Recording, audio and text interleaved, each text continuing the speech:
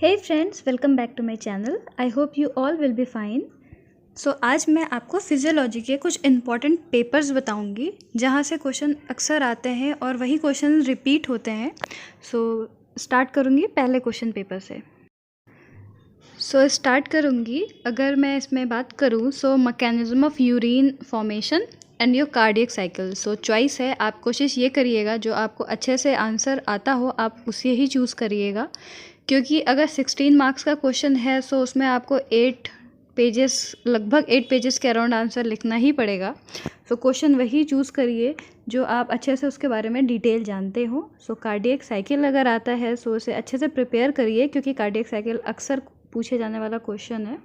And फिर मैं बात करूँगी हार्मोन्स की। पिट्यूटरी और योर एड्रीनल और योर पैराथायरॉयड, ये सारे हार्मोन्स अक्सर आते हैं। And your blood pressure is also important and function of blood भी शॉर्ट में अक्सर आता है।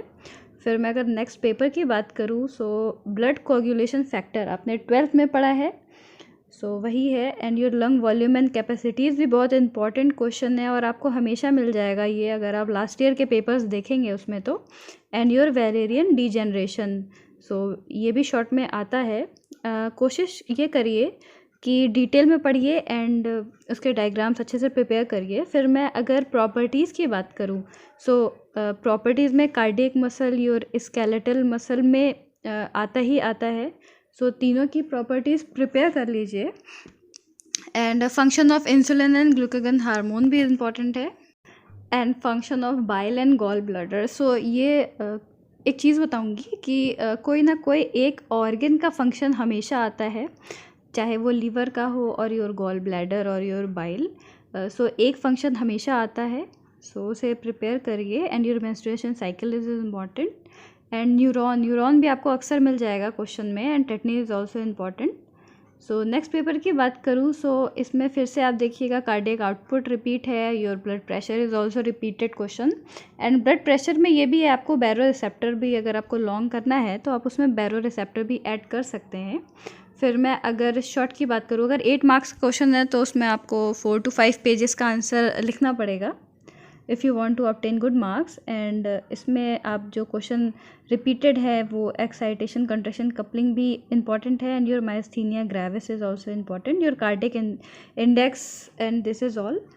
एंड अगर एक चीज़ और बताऊंगी कि इंटरनल में जो आपके पेपर आते हैं आप उसे एक बार एग्ज़ाम देने से पहले देख लें, क्योंकि उसमें से भी क्वेश्चन रिपीट होते हैं। योर इंटरनल या फिर सेमेस्टर जो भी है आपका, आप उसमें से एक बार लास्ट ईयर का पेपर देखें, उसके साथ ही आपके इंटरनल के भी पेपर को एक बार थॉरोली जाएं उस पर, शायद उसमें से कोई रिपीटेड क्वेश्चन आपको मिल जाए। इसमें बात करूँगी resting membrane potential and your action potential, ये दोनों भी इम्पॉर्टेंट है। And property of cardiac and skeletal muscle, last paper में मैंने देखा उसमें कार्डियक था एंड इसमें स्केलेटन है। फिर प्रॉपर्टी हमेशा आती ही आती है। जो क्वेश्चन अधिकतर रिपीट हुए हैं वो cardiac output, your cardiac cycle, your function of blood is also important, and your properties of cardiac and your skeletal muscles.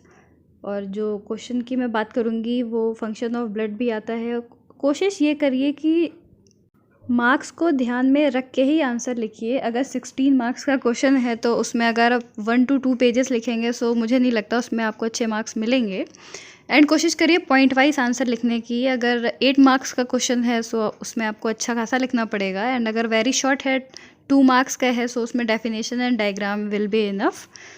कोशिश यही करिएगा कि मार्क्स देख के ही उसका आंसर लिखें आप, क्योंकि लॉन्ग में, शॉर्ट में एंड वेरी शॉर्ट में काफ़ी डिफरेंस होता है। This is all about your physiology important paper. I hope this will help you out. Thank you for watching my video.